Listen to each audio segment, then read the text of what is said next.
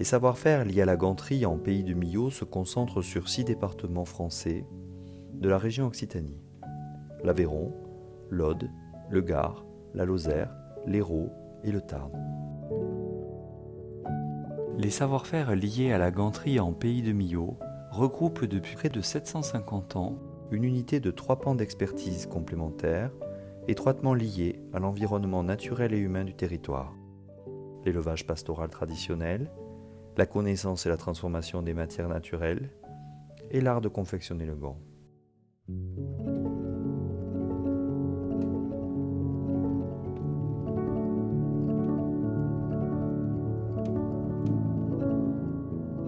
Malgré la fragilité du maintien de l'activité en zone principalement rurale, les usages sociaux et culturels du gant demeurent nombreux. Les gants de mariage, de baptême, d'administration, de spectacle, de cinéma, de sport ou encore de protection. En quoi consistent les savoir-faire et savoir-être liés à l'élevage pastoral? Première étape, des savoir-faire liés à la ganterie. Accompagner la croissance de la brebis, en veillant à lui fournir une alimentation saine et durable, tout en respectant le rythme des saisons. La soigner lorsqu'elle se blesse, veiller à un environnement de couchage respectueux de sa peau et de sa laine. Cette expertise permet, en fin de vie de l'animal, le recyclage de ce qui est classé comme un déchet, l'animal n'étant jamais abattu pour sa peau, mais parce qu'il atteint sa fin de vie naturelle ou parce qu'il est voué à l'alimentation humaine. C'est aussi pour cela que les matières naturelles proviennent de nombreux pays d'Afrique comme l'Éthiopie ou d'Amérique du Sud comme l'Argentine. En quoi consiste à présent la connaissance et la transformation des matières naturelles détenues par les mégiciers, les tanneurs et les délaineurs?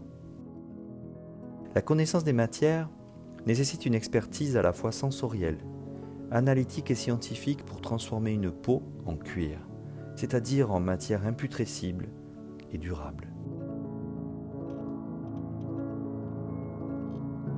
Les praticiennes et les praticiens dénombrent en moyenne 25 étapes de transformation, comme par exemple l'étape de la rivière, qui se définit par la réhydratation des peaux après l'arrivée en usine.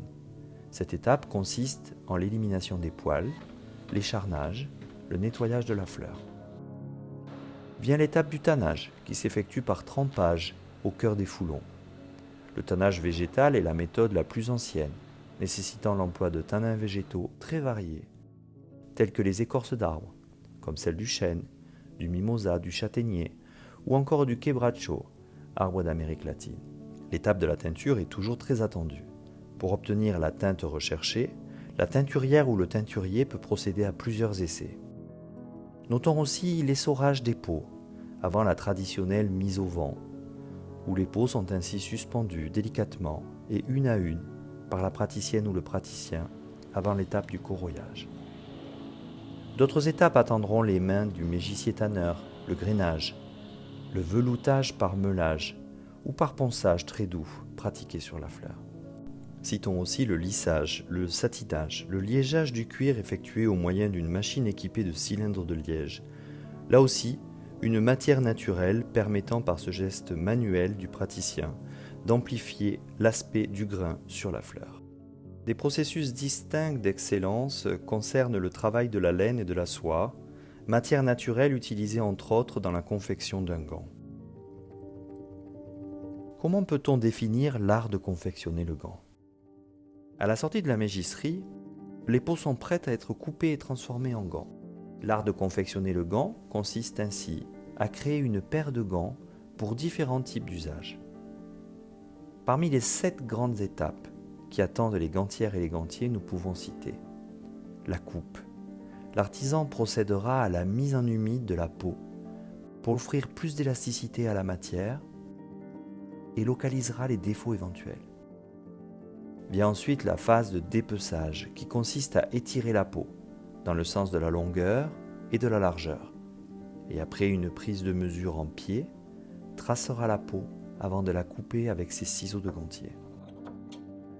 Le gantier exécutera aussi la fente du gant sur des matrices spéciales appelées calibres ou emporte-pièces, intégrant la forme exacte de la main et des doigts. La couture d'un degré élevé de technicité est l'une des étapes les plus délicates. Peu de reprises possibles.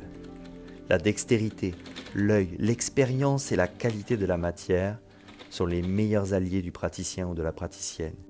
Il existe 4 types de couture.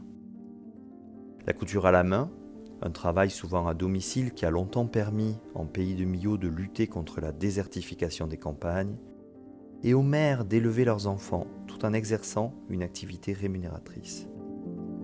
Les coutures à la machine sur 3 types de machines rares et spécialisées. Le surjet, le gant est cousu à l'envers avec un seul fil pour des doigts fins et des coutures discrètes.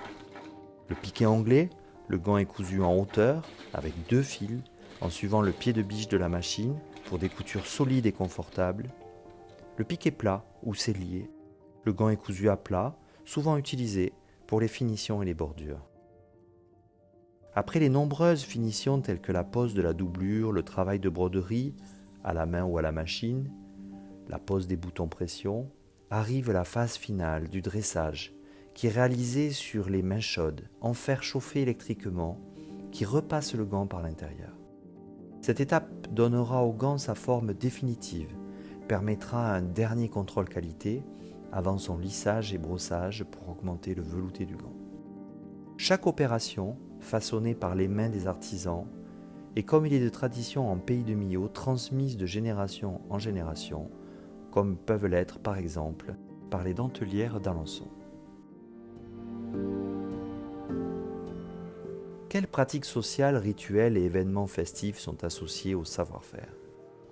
Les pratiques sociales, rituels et événements festifs, ces activités coutumières qui accompagnent et structurent la vie des communautés de praticiennes et praticiens et des populations, rassemblent depuis près de 750 ans, hors période de guerre, les jeunes générations et les aînés.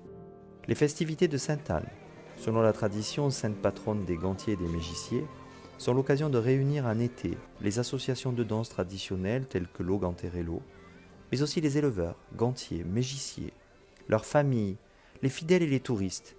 Cette fête est également célébrée à Grenoble. C'est à cette occasion que peuvent être bénis devant l'autel les outils de travail des praticiennes tels que machine à coudre, bâton de berger, ou encore la brioche dite la fouasse, qui sera ensuite partagée avec les différentes communautés religieuses et laïques à la sortie de la messe en symbole de paix et de fraternité.